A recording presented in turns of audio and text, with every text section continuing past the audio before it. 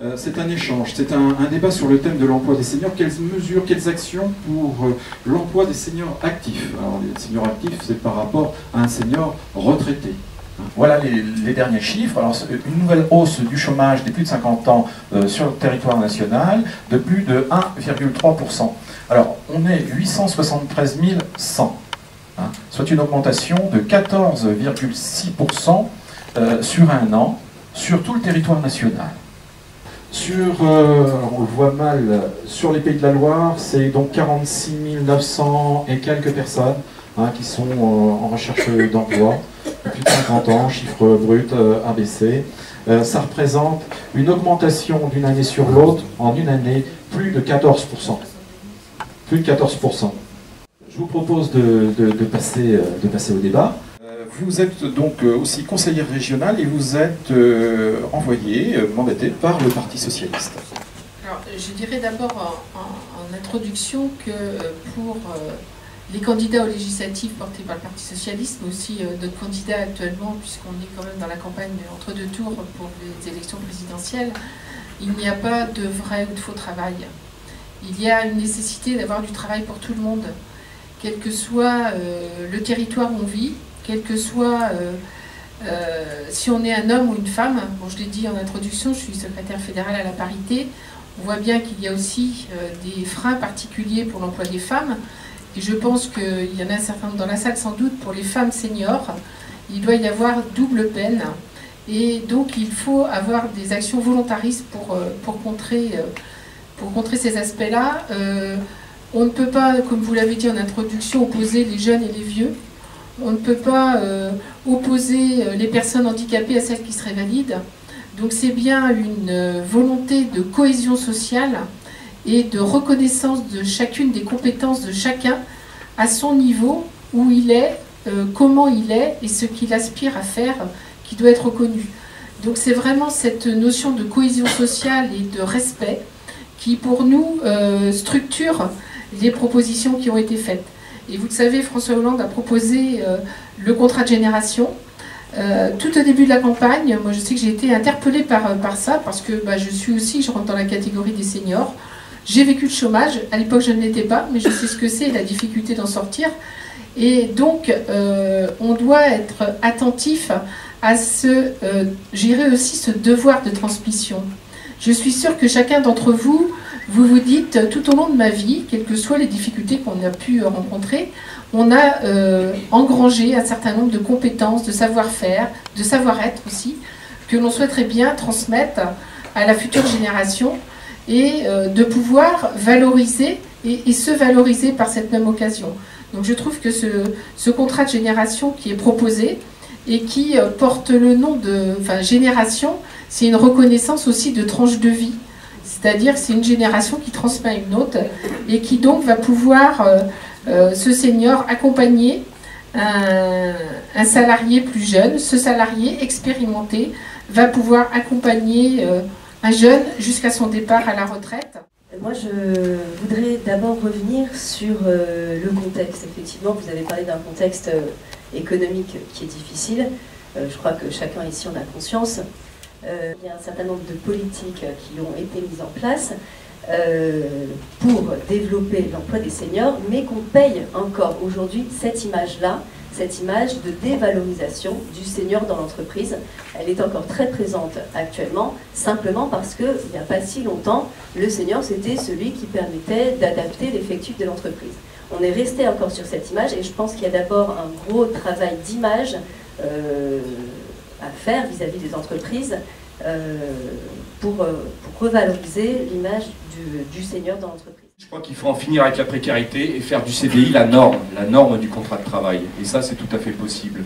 Parce que c'est vrai que, et les seniors sont très concernés, on en a parlé tout à l'heure, retrouver un travail pour un senior, non seulement c'est difficile en période de crise économique, mais en plus ce qu'on propose beaucoup aux seniors, ce sont des temps partiels, des emplois précaires, voilà, donc qui conduisent à l'appauvrissement des gens, à l'exclusion sociale, et parfois même à tomber dans des situations dramatiques de misère sociale.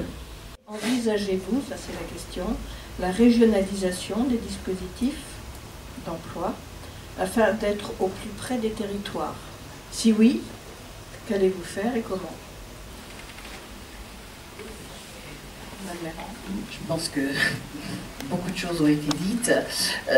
Moi, simplement, je dis qu'une gestion est efficace quand elle est au plus près des territoires. Ça, c'est important. Qu'il y a beaucoup de choses à revoir au niveau du pôle emploi. On parlait de la formation et je pense que là, il y a beaucoup de choses à voir. Nous, on le voit régulièrement dans le cadre de notre association et c'est là que je pense que le travail avec des acteurs associatifs, justement, est important, qu'on ne pallie pas à Pôle emploi, mais qu'on soit complémentaire à Pôle emploi sur certaines actions. Compte tenu de l'âge de la retraite fixée par la nouvelle loi sur les retraites, on est passé de 62 ans à demain 67 ans. Qu'allez-vous faire de façon précise, concrète, pas des généralités, pour que les seniors au chômage, environ 800 000, ne deviennent pas des miséreux des SDF? Le terme clochard avait été utilisé, clochard. Hein. Faut-il que ces seniors descendent dans la rue et refusent de voter pour que de vraies mesures soient prises? C'est pas moi qui pose cette question, mais je vous la jette avec beaucoup de conviction quand même, parce qu'il y a beaucoup de vrai là-dedans. Le projet du Parti socialiste a soufflé quelques lignes du contrat de génération. Concrètement, il s'agit de créer 500 000 emplois jeunes pour que chaque emploi soit accompagné pour garder un senior dans l'entreprise. Mais quid de ceux qui sont là? Voilà. Très rapidement, la personne sur Internet dit que l'âge de la retraite est passé de 62 ans à demain 67 ans. L'âge de la retraite légale en France à partir de 2018, c'est 62 ans. 67 ans, c'est pour une retraite à taux plein, pour ceux qui n'ont pas toutes leurs annuités. L'âge légal, c'est 62 ans. C'est pour les femmes important. Non mais, d'accord, mais enfin, l'âge de la retraite légale en France, ça n'est pas 67 ans. Je fais juste cette mise au point. Bon, maintenant... Avec tous les trimestres. Oui, avec ces trimestres, effectivement, vous avez raison. Effectivement. Voilà. Et un petit mot sur la question du contrat de génération, puisque vous en avez parlé, effectivement, et j'ai vu que c'était un sujet récurrent au sein du forum que vous avez lancé. Pour moi, le contrat de génération, et je crois qu'il y a un certain nombre de personnes qui ont écrit des interventions et qui me rejoignent, c'est une voie de garage pour les seniors. Vous n'en avez pas besoin. Déjà, vous savez que les entreprises ne courent pas derrière les personnes de plus de 50 ans. Vous êtes très bien placé pour le savoir.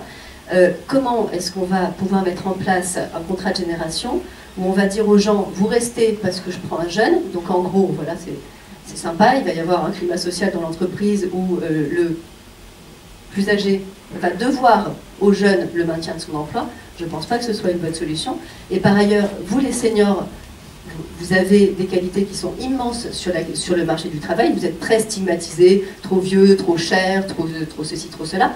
Moi, je pense que vous êtes au contraire directement opérationnel. À quoi ça sert d'aller vous dire, c'est formidable, vous allez former un petit jeune pendant 4, 5, 6 ou plus d'années, alors que vous êtes au contraire parfaitement à même d'être directement opérationnel dans l'entreprise. À mon avis, ce sera une façon de dévaloriser encore plus l'emploi des seniors. Je termine là-dessus. Pour nous, sur la retraite, pas de tabou. Nous sommes pour le retour de la retraite à 60 ans, à taux plein, et que, en aucun cas, on ait à solder une retraite au-delà de 65 ans.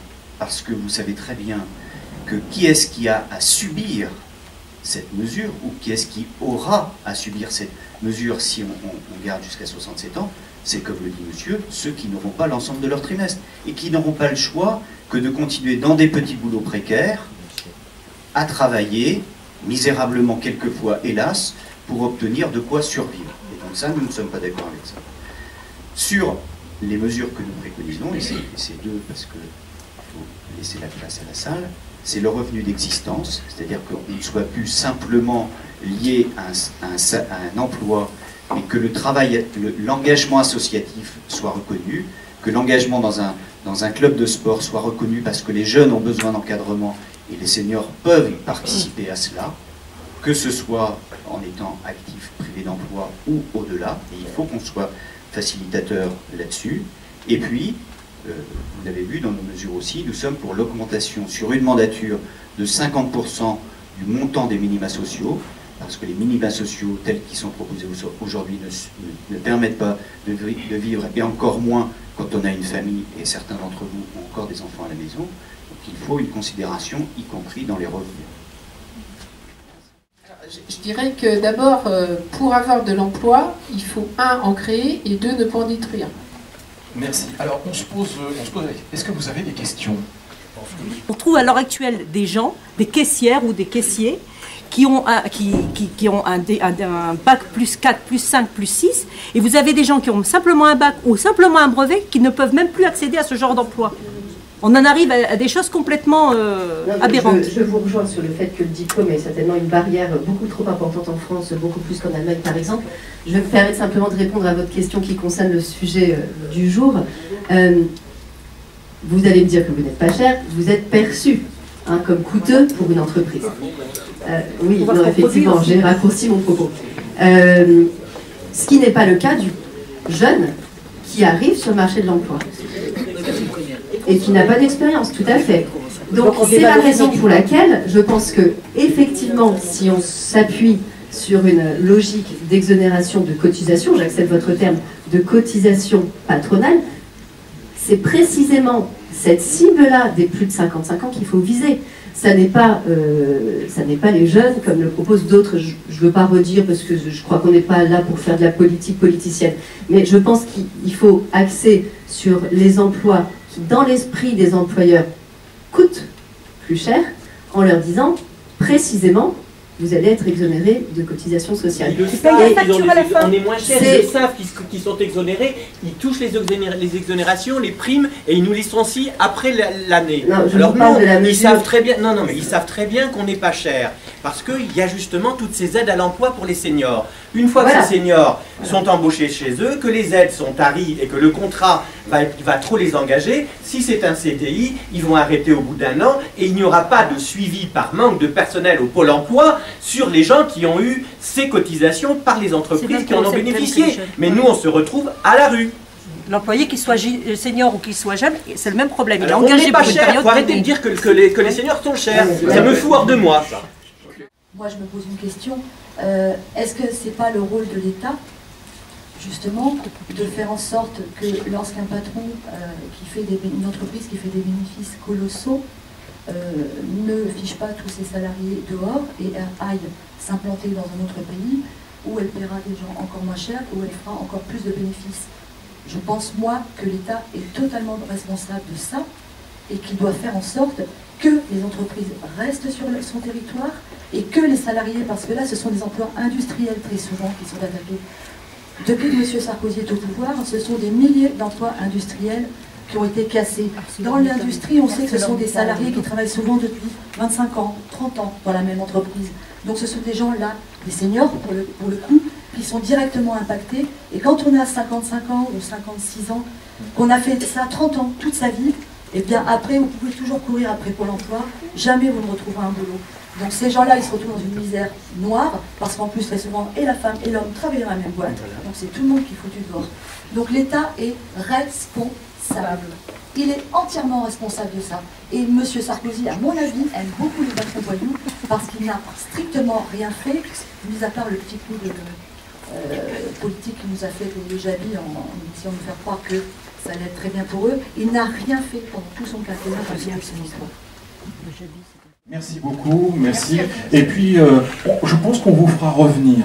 Je pense qu'on vous fera revenir, parce que, vous l'avez bien compris, bon, on n'apporte pas des solutions en 1h15, 1h30, presque 2 heures d'ailleurs, de débat. Mais je pense qu'on a réussi à mettre dans la conscience de nos élus, qui l'avaient un peu, que nous étions un problème et qu'il va falloir le solutionner. Voilà. Merci beaucoup et à bientôt.